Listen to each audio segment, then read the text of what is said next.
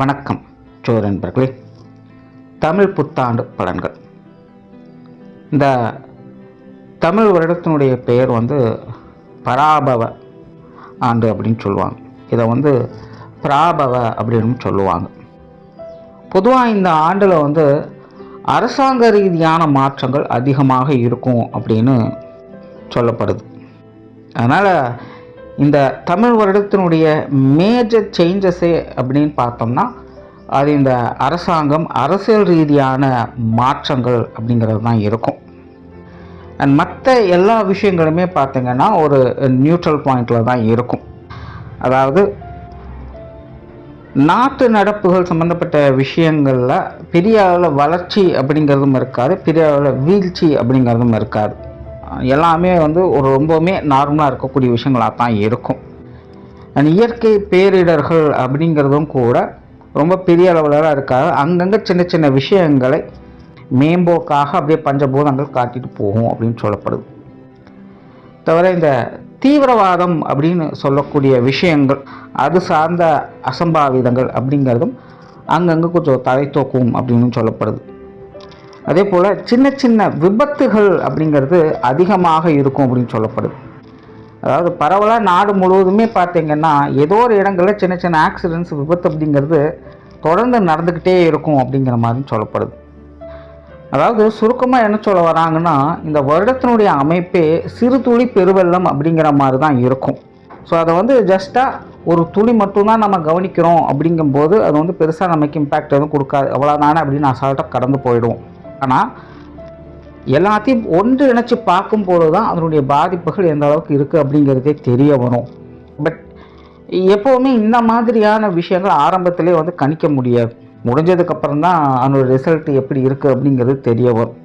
ஏன்னா நல்லதோ கெட்டதோ சின்ன சின்ன விஷயங்கள் அப்படிங்கும்பொழுது யாரும் பெருசாக எதையும் கண்டுக்க மாட்டோம். அது மனிதர்களுடைய இயல்பு தான்.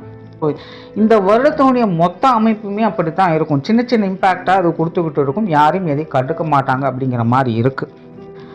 அதுலேயும் குறிப்பாக இது நடுத்தர மக்கள், சராசரியான மக்களுடைய வாழ்க்கையில் பெருசாக இம்பேக்டை கொடுக்காது. சின்ன சின்ன விளைவுகளை, நல்லது கெட்டது கலந்த விளைவுகளை கொடுத்துக்கிட்டு இருக்கும். அதிகாரம் படைத்தவர்கள், பணபலம் படைத்தவர்கள், பெரிய பெரிய ஆட்கள் கூட தான் இது பெரிய அளவில் ஒரு மாற்றத்தை கொண்டு வரும் அப்படிங்கிறது சொல்லப்படுது. அதனால் இந்த பராபவ தமிழ் வருடத்தை பொறுத்த வரைக்கும் சராசரியான மக்களுடைய நிலை, வாழ்க்கை அப்படிங்கிறதெல்லாம் நடுத்தர நிலைகளில் பரவாயில்லன்னு சொல்லக்கூடிய நிலைகளாக தான் பார்க்கப்படுது. ஸோ சின்ன சின்ன அசம்பாவிதங்கள் அப்படிங்கிறதெல்லாம் நம்ம கொஞ்சம் கேர்ஃபுல்லாக இருந்துக்க வேண்டியது தான். ஆனால் பெரிய பெரிய ஆட்களுக்கு, சாம்ராஜ்யம் வைத்து நடத்தக்கூடியவங்களுக்கெல்லாம் இது பெரிய அளவு ஒரு மாற்றத்தை கொண்டு வரும். அவங்க கொஞ்சம் சுதாரிச்சிருக்க வேண்டியது அவசியமாக இருக்கும். அது தவிர இந்த வருடத்தில் பார்த்தோம்னா இந்த எஜுகேஷனல் சம்பந்தப்பட்ட விஷயங்கள் மற்றும் அசட் ரீதியான விஷயங்கள், தவிர விவசாயம் சார்ந்த விஷயங்கள், இதெல்லாமே பார்த்திங்கன்னா ஒரு நல்ல வளர்ச்சி நிலையும் சீரான நிலையும் கொண்டு வரும் அப்படின்னு சொல்லப்படுது. அதாவது வாழ்க்கையில் எதுவுமே சீராக இருந்தது அப்படின்னா தான் நல்லது. ரொம்ப ஓவராக போயிடுச்சுனாலும் பிரச்சனை தான், ரொம்ப கம்மியாயிட்டாலும் பிரச்சனை தான். அப்போ இந்த 3 விஷயங்களுக்குள்ள இது வரைக்கும் எதெல்லாம் ரொம்ப ஓவராக போயிருக்கோ அதெல்லாம் கம்மி பண்ணி கரெக்டான நிலைக்கு கொண்டு வரும். ரொம்ப கீழ் மட்டத்தில், அடிமட்டத்தில் காணாமல் போன விஷயங்கள்லாம் திரும்பவும் வளர்ச்சியை கொண்டுட்டு நடுநிலைக்கு கொண்டு நிறுத்தும். ஒரு சீரான நிலைகளுக்கு இந்த 3 விஷயங்களும் கொண்டு சேர்க்கும். அண்ட் இதனால் மக்களுக்கு பயன்கள் அப்படிங்கிறதும் அதிகமாக இருக்கும். ஸோ இந்த தமிழ் வருடத்தை பொறுத்த வரைக்கும் இந்த பொதுவான பலன்கள் அப்படிங்கிறது இப்படி தான் இருக்கும். இனி உங்களுடைய ராசிக்கு என்ன மாதிரியான மாற்றங்கள் இருக்குது அப்படிங்கிறத பற்றி பார்க்கலாம். இந்த வீடியோ உங்களுக்கு பிடிச்சிருந்ததுன்னா லைக் பண்ணுங்கள், மற்றவங்களுக்கு ஷேர் பண்ணுங்கள். சேனலை சப்ஸ்கிரைப் பண்ணாதவங்க சப்ஸ்கிரைப் பண்ணிக்கோங்க. கன்னி ராசி. கன்னி ராசிக்கு இந்த பராபவ தமிழ் வருடம் என்பது ஒரு சாதகமான வருடமாகவே இருக்கும். கன்னி ராசிக்கு கண்டகச்சனி நடந்துட்டு இருக்கிறதுனால ஒரு விதமான தேவையில்லாத விரோதங்கள், மனஸ்தாபங்கள் போன்ற விஷயங்கள் அவங்களுக்கு கொஞ்சம் சங்கடத்தை ஏற்படுத்திக்கிட்டே இருக்கும். யார் நல்லவங்க யார் கெட்டவங்க அப்படின்னு புரிஞ்சிக்கவே முடியாது. ஒரு விதமான மறைமுக எதிர்ப்புகள் அப்படிங்கிறது கன்னி ராசிக்கு கொஞ்சம் தொந்தரவாக தான் இருந்துட்டு வந்திருக்கும். பட் இந்த பராபவ தமிழ் வருடத்தை பொறுத்த வரைக்கும் இந்த கிரக மாற்றங்களானது கன்னி ராசிக்கு பல வகைகளும் உங்களுக்கு சாதகமாக தான் இருக்கும். அதுலேயும் குறிப்பாக அந்த வருட கிரகங்களுடைய நிலைகள் அப்படிங்கிறது கன்னிராசிக்கு ஃபேவராக தான் இருந்துக்கிட்டு இருக்குது. அதனால் என்னதான் கண்டச்சனியினுடைய தாக்கம் இருந்தாலும் கூட கன்னிராசிக்காரங்க அதனால் பெருசாக அஃபெக்ட் ஆக மாட்டாங்க. எவ்வளவு தடைகள் வந்தாலும் அதை தகர்த்தெறியக்கூடிய தைரியம் என்பது கன்னிராசிக்காரங்களுக்கு உண்டாகும். பொதுவாக இந்த கன்னிராசியை பொறுத்த வரைக்கும் இந்த அசட் அண்ட் வெல்த் சம்மந்தப்பட்ட விஷயங்களில் திறமை வாய்ந்தவங்களாக இருப்பாங்க.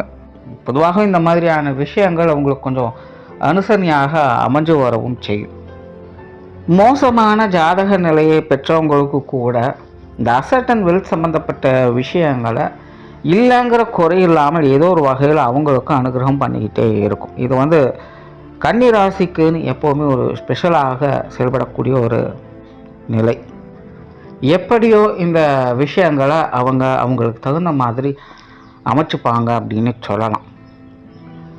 கிட்டத்தட்ட அந்த மாதிரியான ஒரு கிரக நிலைகள் இந்த பராபவ தமிழ் வருடத்தில் கன்னிராசிக்காரங்களுக்கு உருவாகுது.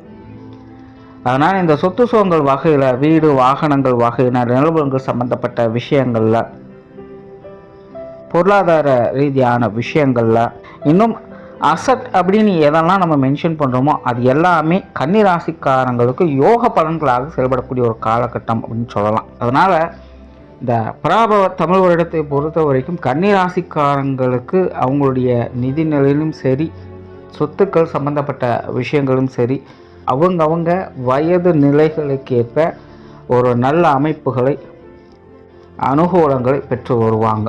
இப்போ குழந்தைகளாக இருக்காங்க அப்படின்னா அவங்களுக்கு இந்த கல்வி ரீதியான விஷயங்கள் இல்லைன்னா அவங்க கற்றுக்கொள்ளக்கூடிய வித்தை சம்பந்தப்பட்ட விஷயங்கள் அவங்களுக்கு பெரிய அளவில் பலன் கொடுத்துட்டு வரும். படிப்பு முடித்தவங்களுக்கு வேலை, தொழில் சம்பந்தப்பட்ட விஷயங்கள் அவர்களுக்கு நல்லபடியாக கை கொடுத்துட்டு வரும். இப்படி அந்தந்த வயது நிலைக்கேற்ப தேவைகள் எப்படியோ அந்த விஷயங்கள் அவங்களுக்கு நல்ல விதமாக அமையக்கூடிய கொடுப்பினையை இந்த காலகட்டங்கள் உங்களுக்கு கொண்டு வந்து சேர்க்கும். அதனால் இந்த தமிழ் வருடத்தை பொறுத்த வரைக்கும் கன்னிராசிக்காரங்களுக்கு ஒரு நல்ல வருடமாகவே இருந்துட்டு வருது. வீண் சங்கடங்கள் போன்ற விஷயங்கள் அகலக்கூடிய காலகட்டமாக இருக்கும். இனி உங்கள்கிட்ட பெருசாக யாரும் எந்த ஒரு பிரச்சனையும் பண்ண மாட்டாங்க. பண்ணணும்னு நினைக்கிறவங்க இப்போதைக்கு பண்ணுறதுக்கு வாய்ப்பு இல்லை. ஏதோ ஒரு காரணங்களால் அவங்க கொஞ்சம் ஒதுங்கி போகத்தான் செய்வாங்க. அதனால் பெரிய அளவில் எதிர்ப்புகள், போட்டி, பஞ்சாயத்து போன்ற விஷயங்கள்லாம் இந்த காலகட்டங்களில் இருக்காது. அப்படியே இருந்தாலும் அதில் பெரும்பாலும் உங்களுக்கு தான் வெற்றி என்பது இருக்கும். அதனால் மற்றவங்களோட வீண் சங்கடங்கள், மனஸ்தாபங்கள் போன்ற விஷயங்கள்லாம் இனி பெருசாக எதுவும் உங்களுக்கு வேலை செய்யாது. தொழில், வேலை, உத்தியோகமாக கூட இந்த காலகட்டங்கள் ஒரு சாதகமான விஷயங்களாகவே இருந்துட்டு வரும். சமீப காலங்களில் தொழில், வேலை, உத்தியோகமாக ஒரு மந்தமான சூழ்நிலையை பார்த்துட்டு வந்திருப்பீங்க. ஜானேனா முரசு இருக்குதுங்கிற கதை தான். இருந்தாலும் விடாமுயற்சியோடு இருந்து உங்களுடைய காரியங்களை சிறப்பாக செயல்படுத்திக்கிட்டு வருவீங்க. பட் முயற்சிகிட்ட பலன் இல்லையே அப்படிங்கிற ஒரு மன வருத்தம் அப்படிங்கிறது அப்பப்போ இருந்துட்டு வந்திருக்கும். ஸோ அந்த மாதிரியான வருத்தங்களெல்லாம் இல்லாமல் இந்த தமிழ் வருடத்தை பொறுத்த வரைக்கும் ஒரு நல்ல பலன்களை பெறக்கூடிய நிலைகளில் உங்களுடைய தொழில், வேலை, உத்தியோகம் சார்ந்த விஷயங்கள் அமையும். காரிய தடைகள் அப்படிங்கிறது முற்றிலுமாக விலகுது. அதனால் கன்னிராசிக்காரங்க சிறப்பாக செயல்பட முடியும். நல்ல காரியத்திறன், காரிய ஆற்றல் மிக்கவங்களாக இந்த காலகட்டங்கள் திகழ்ந்து வருவாங்க.